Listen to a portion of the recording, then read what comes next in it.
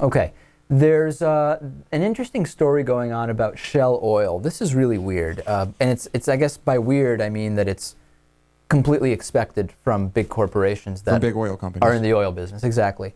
Shell is heading towards the Arctic to exploit melting sea ice to drill for more oil. So right there, we could have an hour show about that. The fact that ice is melting to an unprecedented level where you can now go somewhere and start drilling for oil that you couldn't previously.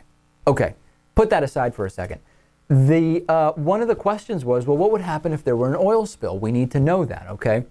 Now, according to the New York Times, Interior Secretary Ken Salazar said he believed the company's claims that it could collect at least 90% of any oil spilled in the event of a well blowout. This is of particular importance after the Deepwater Horizon blowout, Lewis.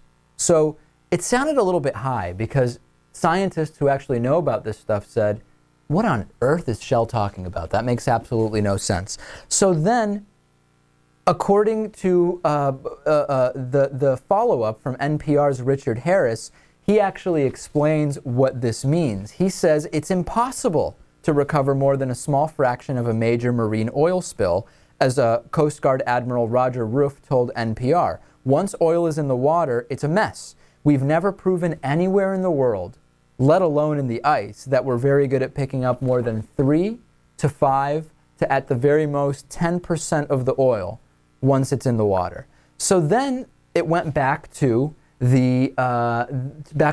Well, what is the actual issue here? An environmental lawyer now who is defending Shell is saying the following. Shell didn't say that they could collect 95% of the oil. Shell said that they could confront 95% of the oil out in the open water before it comes ashore. That doesn't mean that you can collect the oil that you encounter.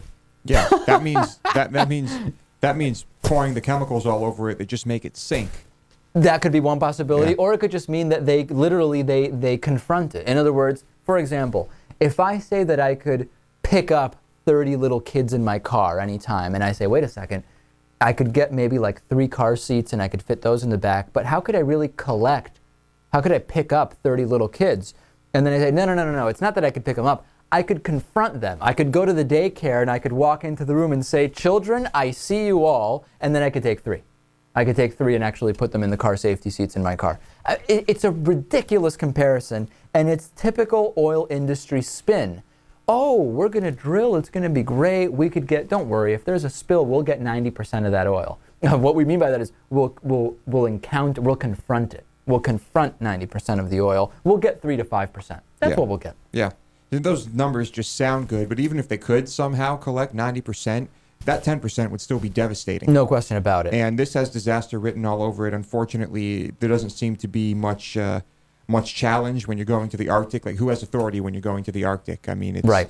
By the way, another interesting thing is that the Shell PR people said that this entire confusion is because of opposition groups trying to make them look bad. Yeah, well, they are bad. They're looking pretty bad. Yeah. That's the reality. Yeah, well, we'll see what'll happen.